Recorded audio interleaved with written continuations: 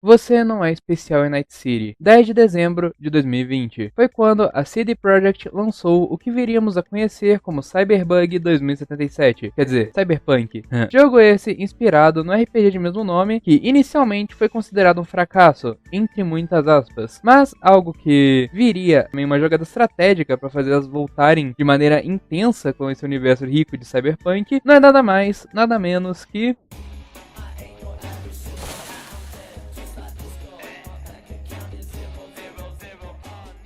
Cyberpunk Edge Runners, ou Cyberpunk Mercenários, foi lançado em 13 de setembro de 2022, com o intuito de contar uma história dentre as diversas que existem na cidade conhecida como Night City, um local futurista em um mundo onde alterações corporais com máquinas se tornou algo comum, mas não só de maravilha se vive nesse mundo. Esse sujeito aqui que você está vendo está sofrendo de cyberpsicose, que é algo que ocorre quando uma pessoa coloca muitos implantes mecânicos no seu corpo e acaba deixando a pessoa bem lelé da cuca. Nessa história, iremos acompanhar David Martinez, um jovem de uma família pobre com uma mãe trabalhadora, onde graças aos esforços da mesma, o rapaz conseguiu estudar numa escola de grande prestígio. Escola essa que estava obrigando o pessoal a ter que fazer uma atualização de software para eles conseguirem acessar as aulas. E já que a família do protagonista é pobre, ele meio que tentou pegar ali a atualização de uma maneira paralela, por assim dizer, sabe? E bem, vemos que não dá muito certo isso. Tentando evitar um problema, ele acabou criando um maior ainda, já que agora eles teriam que pagar pelo prejuízo que ele causou. E agora vocês vão conhecer o que é a verdadeira Night City, pois enquanto eles vão voltando para casa, eles acabam em meio fogo cruzado entre mercenários e os alvos do mesmos. Eles não ligam por fato de ter civis ali no meio do caminho, e para piorar a situação, a mãe do garoto acabou ferida. Mas, graças a Deus, apareceu o Trauma Team, um grupo médico especial que pode vir socorrer em questão de minutos. Mas claro, apenas se você for cliente deles, coisa que o David e sua mãe não são. Logo, eles são deixados para trás. Por sorte, David ficou bem, mas sua mãe está em estado grave, e o único hospital que aceitou cuidar dela foi esse local caindo aos pedaços. As coisas da sua mãe são dadas ao rapaz, e agora David terá 3 dias para conseguir o dinheiro para o tratamento da mesma. O que já estava ruim poderia piorar. Um grupo de engomadinhos usando implantes de artes marciais dão uma coça nele, e ainda zomba da sua situação atual. E para terminar com essa merda toda de uma vez, sua mãe, que poderia ter chance de se recuperar, acabou tendo seu estado agravado. E bem, foi de vala no dia seguinte. Tudo está começando a desandar. O aluguel está atrasando, sua mãe agora está morta,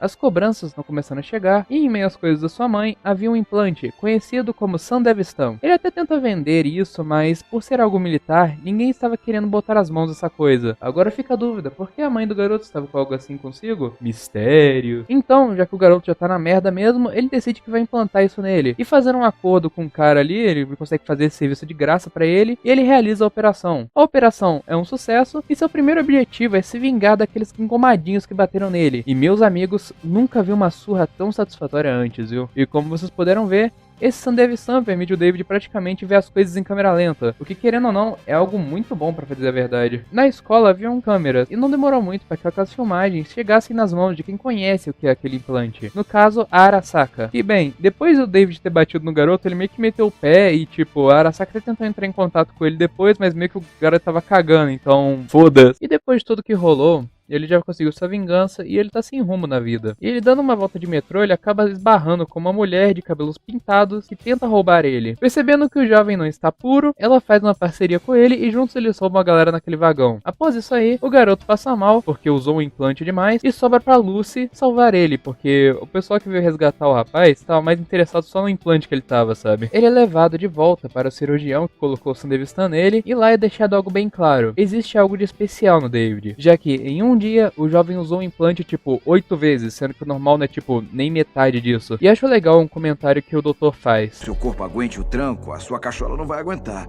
Mais cedo ou mais tarde o seu cérebro vai fritar de tanto usar essa porra. Guardem essa informação. Enfim, saindo de lá, ele e a Lucy vão até a casa da mesma. Lá eles trocam um papo legal e eventualmente ela mostra pra ele o seu sonho, que no caso seria um dia ir até a lua. E usando essa espécie de VR, eles têm uma experiência de como é que seria de forma virtual ali a coisa. E é algo que precisa ser dito. Garota de cabelo curto demonstrando interesse é sinônimo de red flag. E retirando o VR do David, ele se vê cercado de mercenários, onde dá pra saber que a situação não é nem um pouco boa pra ele. A sorte do rapaz é que ele acaba se entendendo com aquele grupo, pois o Sandevistan era algo que pertencia àquele cyberpsicopata lá do começo, sabe? E após a morte dele, a Gloria Martinez, que é a mãe do David, pretendia vender esse Sandevistan para esse grupo de mercenários em troca de dinheiro. E assim ficamos sabendo como ela tinha tanto dinheiro pro filho conseguir estudar numa escola boa. Grande mãe. Ele convence o grupo de manter ele vivo e, aproveitando da habilidade do garoto, eles resolvem mandar ele numa missão para poder testar ele, que seria roubar dados de uma limusine de um dos guardas da Arasaka. E as coisas até que dão bem, porém começam a dar errado. Eles tentam mandar uma garota para distrair ele, mas não demora muito para ele perceber que a chave do carro tinha sumido. Uma equipe contratada da Arasaka aparece com sangue nos olhos para poder matar o menino David e a Luz que estava dentro do carro também. Mas usando e abusando mais uma vez do Sandevistan, ele consegue meter a fuga de lá. Ou quase isso. Mas, graças à sorte de protagonista, para o resgate dele, chega o líder do grupinho e salva o rapaz. Acho que agora é um bom momento para poder apresentar geral ele daquela gangue. Esse doidão aqui é o Pilar. Esse é o Falco, piloto de fuga. A braço direito do chefe é a Dorio. O chefe em questão, que é o Maine. A Kiwi, que é uma Netrunner junto da Lucy. Netrunners são tipo hackers, mas futuramente iremos ver melhor como é que eles agem além de só hackear as coisas. E por último, mais ou menos importante, a Rebecca, que é a Rebecca. Mas interrompendo a festinha dos crias, chega a Faraday, contratante que solicitou serviço para aquele grupinho do Maine, que chega lá puto da vida, falando que era para eles terem feito uma missão stealth, significando que a Arasaka está de olhos bem abertos, e mudou sua localização, significando que eles terão que esperar um tempo até a poeira baixar e eles poderem voltar a fazer missões relacionadas a isso. Ainda querendo trabalhar, David pega mais um trampo, dessa vez servindo como aviãozinho, e acredito que o maior problema desse trampo nem era os policiais, viu? E rapaz, ele ganhou uma grana boa com esse serviço, e olha que era pra ser só uma gorjeta que ela deu pra ele. Agora é só esperar a peroca. E já não bastava uma dando mole pra ele, quando o rapaz tá saindo de lá todo alegre, ele já recebe uma ligação da Lucy e fica como? Mas infelizmente nesse caso não era amor. Ela foi chamada pelo Manny pra poder fazer o David fazer o projetinho David 2078. Desse modo ele começou a correr, fazer abdominais, melhorar a direção, ou quase isso, e até combate o nosso menino David estava aprendendo. Após mais um dia, o grupinho que estava ali de boa, andando pelas ruas, se deparam com um mendigo que estava bem de boas mijando ali numa lixeira. E por algum motivo o Pilar ficou muito puto e queria tirar satisfação, mas... esse sujeito estava sofrendo de cyberpsicose, e depois de muita treta, David tira sua primeira vida humana. No caso, era o que ele pensava. Mas Manny termina o serviço e a Rebecca carimba atestado de óbito. Como o geral tá meio paia com a situação e a Lucy se machucou, David é mandado para poder levar ela para manutenção. E depois de ele acompanhar ela até em casa, ela até ia mandar ele embora. Porém, o David queria conversar com ela. Então, ela acaba cedendo e deixando o nosso rapaz entrar dentro da casa dela. E lá, eles têm uma conversa boa. E a Lucy solta a seguinte pedrada aqui, ó. Não faça seu nome como um cyberpunk pautado no seu jeito de viver, e sim como quer morrer. E tudo isso acaba com o David fazendo uma promessa. Juro que um dia eu vou te levar pra lua. No dia seguinte, David vai trocar uma ideia com o Manny, e simplesmente intancável o Manny percebendo que o David molhou o biscoito noite passada. Mas o importante mesmo é que temos mais atualizações sobre a parada do Faraday, pois eles estão tentando conseguir informações sobre um sujeito chamado Tanaka, que é o pai do sujeito que o David encheu de murro no passado. Papo vai, papo vem, eles citam um sujeito chamado JK, que é alguém que o David conhece, responsável por criar aquelas experiências de VR, porém numa versão onde as pessoas realmente podem sentir o que os cyberpsicopatas sentiram antes de morrer, meio que inibindo o sentido de dor, sabe? Então, tipo, você realmente sentir uma dor física assistindo essas coisas. Ele chegou à conclusão de que talvez eles conseguiriam pegar o Tanaka se achassem o JK, uma vez que essas paradas mais pesadas é algo que até mesmo alguém como o Tanaka não levaria os seguranças pra poderem ver isso, já que pessoas corporativas e tal, tem toda aquela parada da imagem da pessoa. Eles elaboram um esquema, mas dá errado, porque o cara tinha literalmente olhos nas costas e desmaia o Prota junto do Manny, sequestrando o David e deixando o Manny desmaiado no chão. Quando o David finalmente acorda, ele se vê num lugar cabuloso e começa a trocar tiro com as pessoas no lugar, mas isso não passava de uma daquelas experiências de VR, e o maluco do JK revelou que foi responsável por deixar o antigo portador do Sandevistan maluco, e deixa a sementinha da ideia, pois ele trabalha com um mercado que só consegue vender quando tem experiências frescas, e quanto mais brutais são as experiências, maiores são as chances das pessoas, como o David, ficarem loucas e por tabela virarem cyberpsicopatas, assim alimentando o mercado dele. E antes que pudesse brincar mais com o David, o grupo dele localiza e chega até lá, prendendo o JK e liberando o Prota, mas como eles são no covil do cara, ele tinha preparo para poder se defender. Luz começa a tentar hackear uns robôs que aparecem lá para defender ele, enquanto o David e Dorian ganham tempo, e no final tudo dá certo. Agora que o JK viu que está em péssimas condições ali, ele decide que vai começar a cooperar. Ai, que medo. Eles deixam o David vigiando ele e o restante do grupo foi para os seus postos, preparando para quando o Tanaka chegar. E nesse momento dos dois sozinhos, mais uma vez, o JK planta a sementinha na cabeça do David, lembrando a ele que o que aconteceu com o último usuário do Sandevistan. E o nosso rapaz até está confiante sobre o futuro, mas o JK, já experiente no assunto, solta um balde de água fria e avisa que O Norris era um soldado que vivia e respirava cibernética. Agora pensa comigo. Se nem ele conseguiu resistir por muito tempo, o que você acha que você vai conseguir?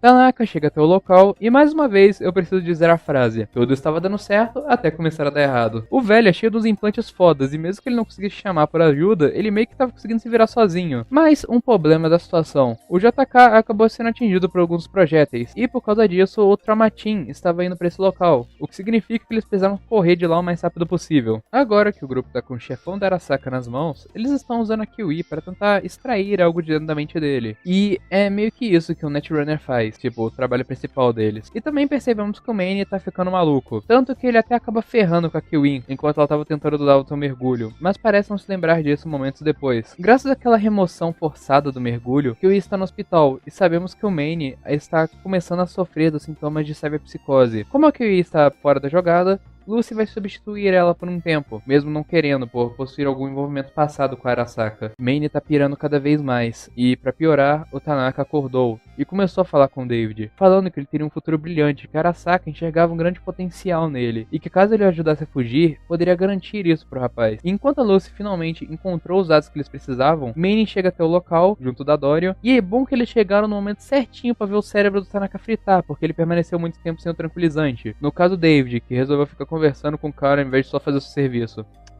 Boa. Manny dá um apavoro no rapaz, mas sem tempo para tretas internas, a Traumatin está chegando no local, porque o sujeito aí também tinha acordos com a Traumatin. Enquanto David e Lucy esperavam no carro, Manny e Dorio também estão tentando retornar até eles. Porém, eles foram interceptados. Dorio acaba sendo morta, e Manny finalmente se rende à cyberpsicose, destruindo o corpo do Tanaka e começando um verdadeiro massacre dentro do prédio. Escutando o que estava rolando, David vai às pressas para poder socorrer seu amigo, e quando ele chega lá, vê que ele está preparando no funeral para Dorio, mas não lhe resta mais muito tempo. Reforços estão chegando ao local, e ele sabe que iria morrer, mas antes ele afirma para o David que Você não pode mais me salvar. E presenciando a morte do seu amigo, ele sai de lá, e meus amigos, ele literalmente fez o olhar das 1000 jardas aqui.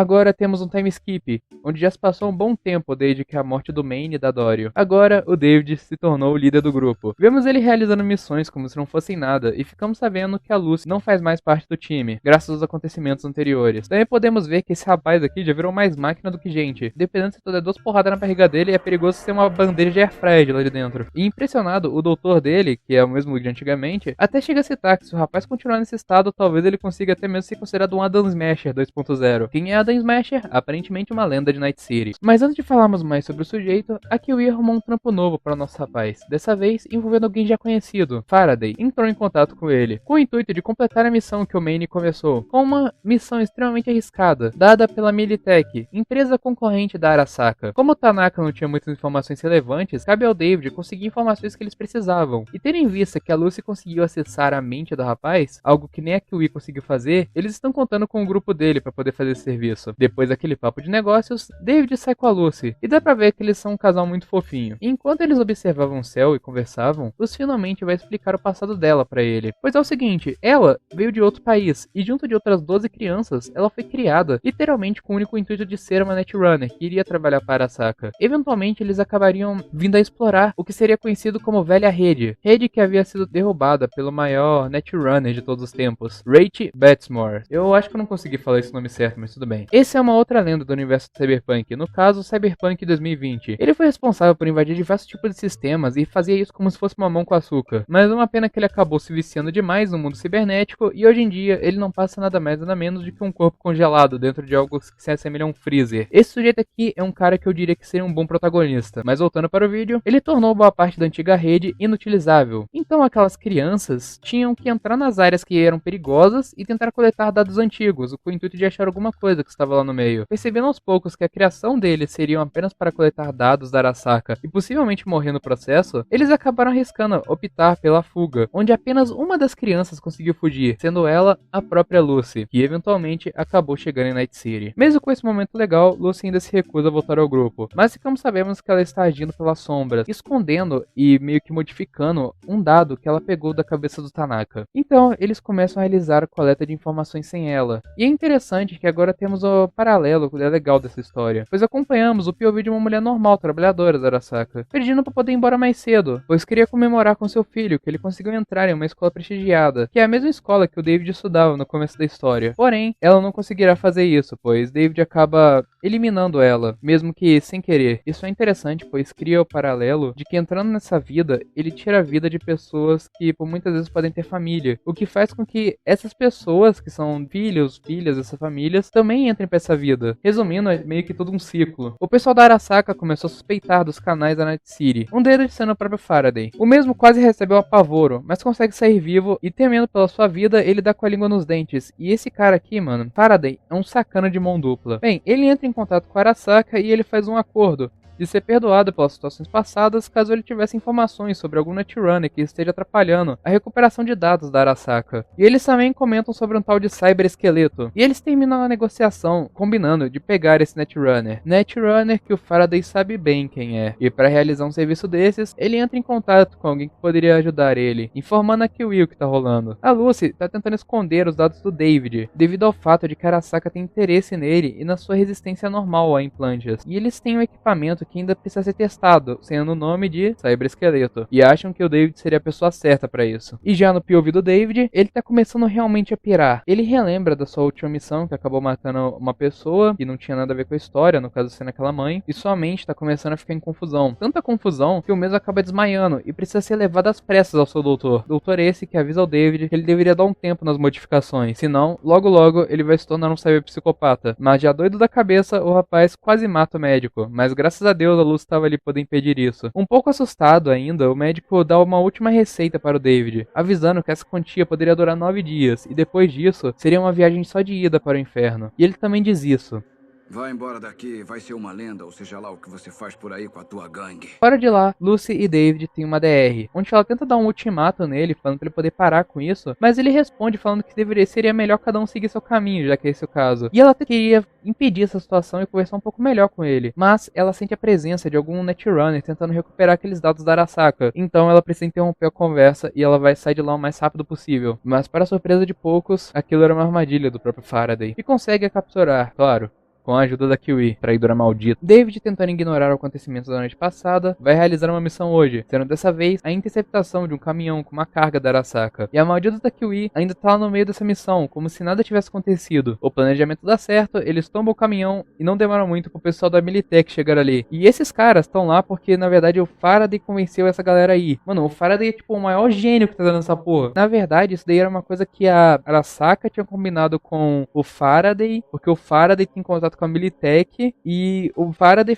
teve que convencer a galera da Militech a ir pra lá porque eles precisavam testar o equipamento novo. Enfim, cabuloso. E pra ter certeza que o David iria colocar aquele equipamento, utilizando de um autotune ali da voz da Lucy, ele entra em contato com o David e o incentiva a colocar o cyber-esqueleto. Esse filho da puta é um gênio do mal, cara. Lucy, no meio disso tudo, acorda e realmente tenta avisar pra ele sobre a verdade, mas já era tarde demais. Ele já estava com aquilo lá no corpo dele. Faraday mantém a situação sob controle e ainda aproveita pra tirar uma com a cara do rapaz, mas o pior erro dele foi falar que eles estavam indo pro prédio da Arasaka com a garota. Kiwi passou a perna no grupo ali e também meteu o pé, deixando essa treta toda pro Falco, a Rebecca e o David turbinado resolverem. Incrivelmente, logo após a instalação desse maquinário novo no corpo dele, ele já não saiu de lá como um cyberpsicopata. Muito pelo contrário, ele parecia estar de boa, sabe? Isso até a gente vê que ele só tava se mantendo consciente devido ao fato de que ele tá usando aquele medicamento que deveria durar 9 dias como se fosse água, sabe? Ele lida facilmente com o pessoal da Militech e logo eles vão em resgate a Lucy. Mesmo com diversos inconvenientes no caminho, eles estão chegando até o prédio principal da Arasaka. E é curioso que enquanto eles estão chegando lá, David começou a alucinar novamente, e dessa vez ele vê a sua mãe. Último andar da Torre Arasaka. Eu sei que você consegue. filho. Você é a pessoa mais esperta que eu conheço. Como o rapaz tá quase chegando realmente na Arasaka, o que surpreende o pessoal de lá, eles decidem que precisam de alguém que realmente possa deter ele. E torcendo para que esse sujeito resolva as coisas, eles chamam Adam Smasher, que foi chamado para impedir o David. E de última hora, Kiwi entra em contato com o pessoal e adivinha quem foi traído após trair o seu grupo, e fique de lição. Ela manda a localização do Faraday e fala para eles poderem resgatar a Lucy, que esse é o último desejo dela, porque digamos que ela não tinha muito mais tempo. Eles acabam de chegar até o local. David acabou de usar seu último remédio contra a cyberpsicose. E assim como o Manny aceitou sua morte, o mesmo também aceita que seu destino já tá contado ali. Mas ele ainda se mantém são com um único objetivo em mente: salvar a Lucy. A negociação estava começando, mas o David aparece no meio da situação ali, consegue resgatar a Lucy, mas antes que ele conseguisse ir embora, Adam Smasher aparece. E mesmo com isso teoricamente sendo uma cena tensa, eu não tanco os dois medindo pica ali pra saber quem que é mais especial e quem aguenta encher mais o cu de implante. Mas como a prioridade era salvar a Lucy e não brigar com o Adam Smasher, ele sai de lá o mais rápido que pode. E em pleno ar, eles têm uma última conversa, que é extremamente melancólica, pois mesmo prometendo pra Lucy que nunca morreria, no fim ele vai se sacrificar para proteger ela da cidade, e para que um dia ela consiga realizar o seu sonho de ir até a Lua. As coisas estão caminhando de forma que tudo parecia que ia acabar bem, porém, entretanto, quando eles estão entrando no carro para poder fugir, Rebecca é esmagada pelo Adam Smasher, e David começa a lutar contra o mesmo, para garantir que os seus dois últimos membros do grupo consigam ficar vivos. Isso aqui não é uma luta, isso aqui é uma surra unilateral. Uma hora o David tá apanhando e na outra o Adam Smasher tá batendo. Mas o Falco, entendendo a situação, foge levando a Lucy consigo. A parte mais doida disso tudo é que enquanto eles estão indo embora, o Falco faz um comentário que já dá a entender que o David já sabia que ia ficar louco. Porque antes deles irem pra essa última missão, ele já tinha repartido o dinheiro entre a galera, e já tinha entregado a parte da Lucy, que conseguiria fazer ela realizar seu desejo de ir até a Lua. E no final, David perdeu para o Adam Smasher. Ele foi morto, mas ao menos uma pessoa do seu grupo conseguiu realizar seu sonho. E tenho certeza de que isso o deixaria feliz. E esse é o destino de boa parte das pessoas em Night City. Quantos outros Davids devem ter existido e quantas outras pessoas já tiveram seus sonhos consumidos por essa cidade, densa e sem perdão, onde se é difícil conseguir ter uma vida digna, sem que seja necessário passar por cima de outras pessoas no processo. Mas ao menos dá pra saber de uma coisa: o David jamais será esquecido. Afinal, ele se tornou uma lenda, tendo até mesmo uma bebida batizada em seu nome. Essa foi uma história trágica, mas extremamente real. Quantas pessoas você já não viu tendo desejos grandiosos que nunca foram alcançados? Cantores, atores, estudiosos, e até mesmo aquela fase onde a pessoa quer ser um youtuber grande e ter uma mansão dos youtubers. E às vezes a pessoa que compartilhou sonhos e ideias futuras se tornou alguém que vive às margens da sociedade. Não é necessário equipamentos futuristas em uma cidade fictícia para que a mensagem da série seja passada. E acho que esse é o ponto mais forte dessa história. Mas enfim, até a próxima, eu sou o Solar. Tchau.